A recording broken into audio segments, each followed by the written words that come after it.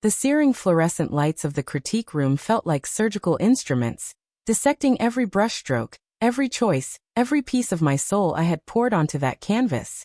I stood there, trembling, as 27 pairs of eyes examined my life's work. But none of those stares cut deeper than Professor Halverson's cold, calculating gaze. My name is Eloise Carrington, and at 27 years old, I had walked into that art school with something most of my younger classmates did not possess: desperation. Not the kind that comes from privilege or boredom. The kind that comes from having lived. From having survived. From having stories clawing at your insides, begging to be released through paint and canvas and whatever medium would hold them. I was not there to create pretty pictures for dormitory walls. I was there to bleed truth onto canvas. To make people stop scrolling. To make them uncomfortable. To make them think. To make them feel something real in a world that had grown numb to authentic emotion. But to Professor Halverson, that was not what he considered real art. The assignment had been simple in its complexity. Create a piece representing the human condition. While my classmates painted delicate still lives of fruit bowls and wine bottles, while they sketched charcoal portraits of perfectly symmetrical faces, while they created safe, marketable pieces that would not disturb anyone's morning coffee routine, I had other plans. I had other demons to exorcise. I had other truths to tell. For 3 months, I had worked on a 7-foot canvas that I titled Inheritance. But this was not painted in the traditional sense. This was constructed, built, assembled from the fragments of a life lived in the margins. I had sewn torn immigration documents into the base layer, documents that bore the tear stains of my grandmother's desperate attempts to bring her family to safety, papers that had been rejected, stamped with red ink that might as well have been blood. I had embedded rusted cutlery from the kitchen of the first apartment my mother had ever afforded on her own, after she finally found the courage to leave my father. Forks and knives that had witnessed silent dinners where bruises were hidden under long sleeves and hope was rationed like wartime provisions. I had woven lace from my late mother's wedding dress throughout the piece. Delicate threads that had once symbolized promise and forever, now representing the beautiful lies we tell ourselves when we are young and still believe in fairy tales. And in the center of it all, I had mixed actual ash from burned letters. Love letters my mother had written to my father during their courtship. Letters I had found in her closet after the funeral. Letters that I had burned in my backyard at 3 a.m, watching the words forever, and always and until death do us part, turned to gray dust that I then incorporated into the paint itself. It was not delicate. It was not clean. It was not the kind of art that would hang in a banker's office or complement someone's throw pillows. It was raw. It was honest. It was uncomfortable. It was everything that art should be but rarely is allowed to be. Professor Halverson stood in front of my piece for what felt like an eternity. His arms were crossed over his chest like a barrier. His expression was unreadable, which somehow made it even more terrifying. The room fell silent. 27 other students held their breath. Even the fluorescent lights seemed to dim their harsh buzzing. Finally he spoke. "This is not art." His voice was flat, clinical, devoid of any warmth or consideration for the human being standing before him. "This is a scrapbook of trauma." Each word hit me like a physical blow. Messy, derivative, emotionally manipulative if anything. The room spun. My knees threatened to buckle. 3 months of work. 3 months of pouring my heart and history and grief into something I believed mattered. 3 months of believing that maybe, just maybe, I had something important to say. All dismissed with the casual cruelty of someone who had never known what it meant to have your entire existence questioned by bureaucrats and abusers, and systems designed to crush people like my family. He pulled out his red pen. The same color as those rejection stamps on my grandmother's documents. C+, he announced to the room. Not even to me directly. To the room. As if I were not even worth the dignity of direct address. "Perhaps," he continued, his voice dripping with condescension, "you would be better suited for therapy than curation." The laughter that rippled through the room was not malicious. My classmates were not cruel people. But they were young, and they were nervous. And sometimes when we are uncomfortable we laugh at the wrong moments. Sometimes we laugh because we do not know what else to do with our discomfort. But in that moment their nervous laughter felt like knives. I stood there, frozen, unable to speak, unable to move, unable to defend myself or my work or my mother's memory or my grandmother's struggle, or any of the stories that had been so callously dismissed. I just stood there and took it, like I had been trained to do my entire life. That night I cried. Not the gentle, photogenic tears of movie heroines. I sobbed. I wailed. I screamed into my pillow until my throat was raw. I cried for 3 days straight. I cried for my mother, who had died believing her sacrifices were meaningless. I cried for my grandmother, whose documents were now dismissed as derivative. I cried for every woman who had ever been told her pain was not art, just manipulation. I cried for every story that had been silenced by men who confused discomfort with invalidity. On the 4th day, I walked into the registrar's office and withdrew from the program. I packed my canvases and my paints and my shame into boxes and drove back to my childhood home, where the walls still held the echoes of arguments that had shaped my understanding of love and violence and the thin line between them. I put inheritance in the garage, facing the wall, like a punishment. For 6 months I did not paint. I could not paint. Every time I picked up a brush, I heard Professor Halverson's voice. Emotionally manipulative.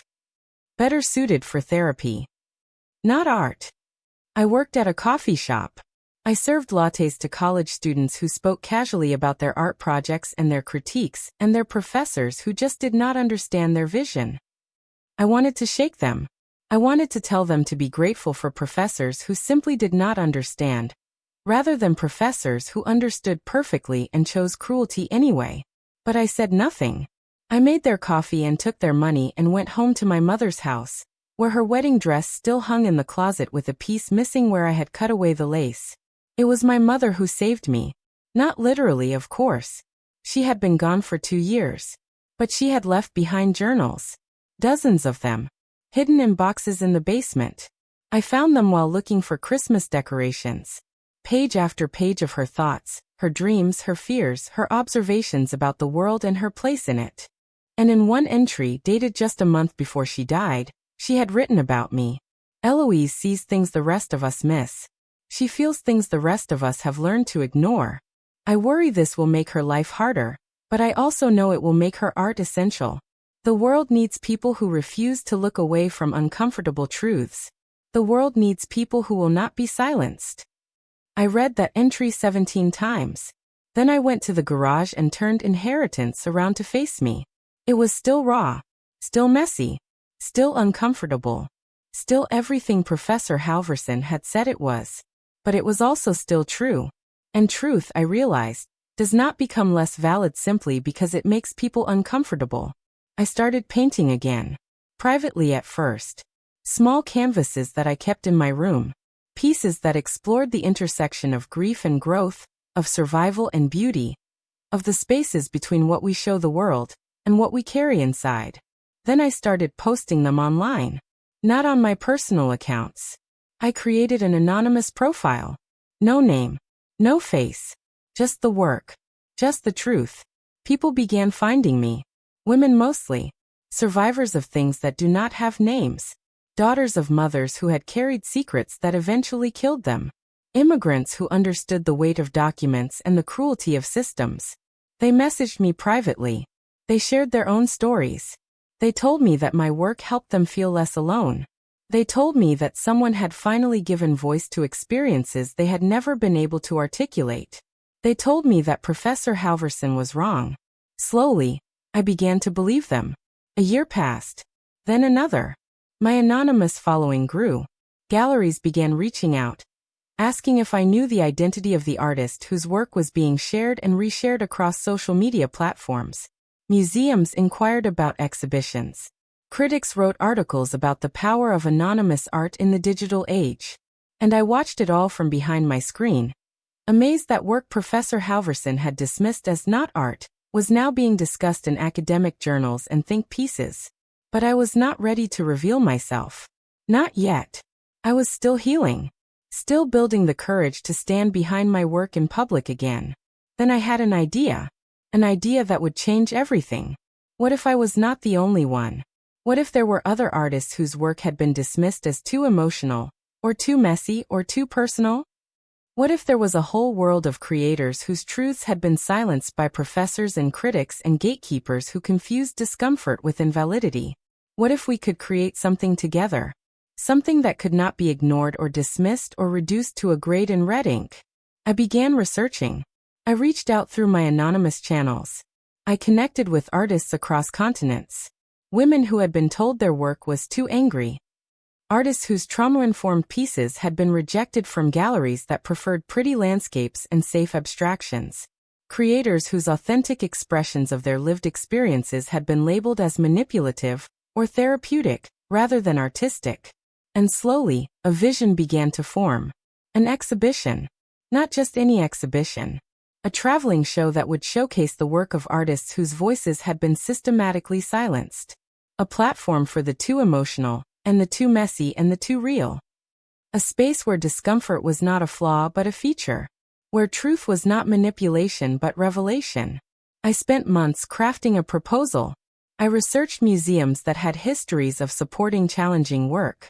I compiled portfolios of artists from 14 different countries. I created a mission statement that would make Professor Halverson's skin crawl. And then I submitted it to a contemporary art museum in Berlin. The response came 3 weeks later. A single word. Yes. They wanted to host the inaugural show. They wanted to be the first stop in what they hoped would become a global conversation about whose voices matter in art. They wanted to give platform to the dismissed and the silenced and the too much. I cried again. But this time they were different tears. These were tears of vindication. Of possibility. Of hope. Within 6 months, we had our lineup. 57 artists from 14 countries. Each piece told a story that someone had tried to silence. A mixed media installation created entirely from medical records of women whose endometriosis pain had been dismissed by doctors as normal female discomfort. A textile piece stitched from garments worn by refugees during their journeys to safety, each thread carrying the weight of displacement and hope. A sculpture carved from glass broken during domestic violence calls. The sharp edges reflecting light in ways that made viewers step back, made them consider their distance from such realities. A series of paintings created with soil from mass graves, mixed with traditional pigments to create colors that existed nowhere else in nature. A video installation featuring the voices of indigenous women whose stories had been erased from history books, their words projected onto colonial artifacts. Each piece was difficult. Each piece demanded attention. Each piece refused to be ignored or dismissed or reduced to easy categories. And in the center of the Berlin Gallery, in the most prominent position, hung Inheritance. My 7-foot testament to the complexity of survival. My love letter to my mother and grandmother. My middle finger to everyone who had ever told me that personal truth was not worthy of artistic expression. I added a small plaque underneath it, dedicated to the professor who called my art dumb. Look what you taught me. The opening night was unlike anything I had ever experienced. The gallery was packed. Not with the usual art world elite, sipping wine and discussing market values, but with real people. Survivors. Witnesses. Truth-tellers. People who saw their own stories reflected in the work around them. I watched a woman stand in front of the endometriosis piece for 20 minutes, tears streaming down her face, finally seeing her pain validated in an artistic context. I watched an elderly man study the refugee textile piece, running his fingers along the edges, whispering what sounded like prayers in a language I did not recognize. I watched teenagers point at Inheritance and nod with recognition, understanding that art could be more than decoration, that it could be documentation, that it could be revolution. The reviews were mixed. Some critics called the exhibition exploitative and overly sentimental. Others praised it as necessary and long overdue. But the public response was undeniable. The museum extended our run twice, then 3 times. Galleries in Paris reached out, then Tokyo, then New York. Unseen / unheard became a movement. Each city we visited added new artists, new stories, new truths that had been waiting for permission to exist in artistic spaces. By the time we reached New York, We had grown to over 200 artists from 38 countries. The exhibition filled an entire floor of the Whitney Museum. The opening night drew celebrities and politicians and critics, and most importantly, survivors. People who had been told their stories did not matter found themselves surrounded by evidence that they did. That they always had. That they always would. Standing in that space, surrounded by art that had been dismissed as too much, by gatekeepers who had never known struggle, I felt something I had not experienced since before Professor Halverson's critique room. I felt proud. Not just of my own work, but of what we had created together. A space where discomfort was welcome. Where truth was honored. Where the too emotional could exist without apology. That was when the email arrived. Professor Halverson. After 4 years of silence. Dear Eloise. It began, as if we had been corresponding regularly. I have been following your career with great interest. Congratulations on the success of Unseen//Unheard. I always knew you had potential. I hope you know that my critique was meant to push you toward greater artistic heights. Sometimes we need to tear down in order to rebuild stronger. I would love to discuss the possibility of having you speak to my current students about persistence in the face of criticism. Best regards, Professor Halverson. I read it 7 times. Each time, I felt a different emotion. Anger, disbelief, frustration, pity, and finally something unexpected, gratitude. Not for his cruelty, but for the clarity it had given me. His email revealed everything I needed to know about the difference between criticism meant to build and criticism meant to destroy. Between feedback offered with care and feedback weaponized to maintain power. Between mentors who see potential and mentors who see threats. I did not respond to his email. I did not give him the satisfaction of acknowledgement. I did not offer him the opportunity to rewrite history or claim credit for success he had tried to prevent. Instead, I did something better. In the catalog for the final stop of Unseen//Unheard, I included a section about the inspiration for the exhibition. I wrote about the importance of supporting artists whose work challenges comfortable assumptions. I wrote about the danger of dismissing art simply because it makes us uncomfortable. I wrote about the responsibility of educators to nurture rather than crush emerging voices. And I included a quote, anonymous but unmistakable to anyone who knew the story. This is not art. It is a scrapbook of trauma. Messy, derivative, emotionally manipulative, if anything. Perhaps you would be better suited for therapy than curation. Next to the quote, I placed a photograph of Inheritance, in its place of honor at the Whitney Museum, surrounded by visitors who stood transfixed by its honesty. The catalog became required reading in art schools across 3 continents. Professor Halverson's words, meant to silence and shame, became a cautionary tale about the damage that can be done when educators prioritize their own comfort over their students' growth. His attempt to bury my voice had instead become the soil from which a global movement grew. Today, Unseen//Unheard has visited 47 cities across 6 continents. We have showcased over 800 artists whose work had been previously dismissed as too emotional, or too political, or too personal. We have created scholarships for artists from marginalized communities. We have established mentorship programs that pair emerging artists with established creators who understand the power of authentic expression. We have built a network of galleries committed to showing difficult work. Work that makes people uncomfortable. Work that challenges assumptions. Work that refuses to be ignored. My name is now permanently displayed in museums from Berlin to Bangkok. My work hangs in the permanent collections of institutions that once would have considered it not art. I have been invited to speak at conferences and universities and festivals about the importance of supporting authentic artistic expression. And Professor Halverson? His name appears in my artist statement, not as a mentor or inspiration, but as a reminder, a cautionary tale, a testament to the fact that sometimes the people who try to bury you are really just handing you the soil you need to grow something extraordinary, something global, something that will outlast their small cruelties and narrow visions, something that proves, once and for all, that art is not about making people comfortable. Art is about making people think. Art is about making people feel. Art is about telling truths that some people would prefer to keep hidden. And sometimes, the most powerful art comes from the deepest wounds, the messiest emotions, the most uncomfortable truths, the stories that professors call dumb, but the world calls essential. Because in the end, it is not the critics who decide what matters. It is not the gatekeepers who determine what counts as art. It is the people who see themselves reflected in the work. The survivors who find validation in artistic expression. The witnesses who finally have language for experiences they could never articulate.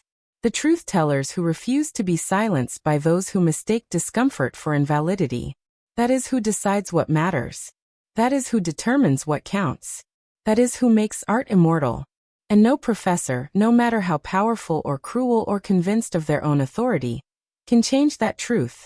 They can only choose whether to be part of the solution or part of the problem. Whether to nurture or destroy. Whether to support or silence. Whether to build up or tear down. Professor Halverson made his choice. And I made mine.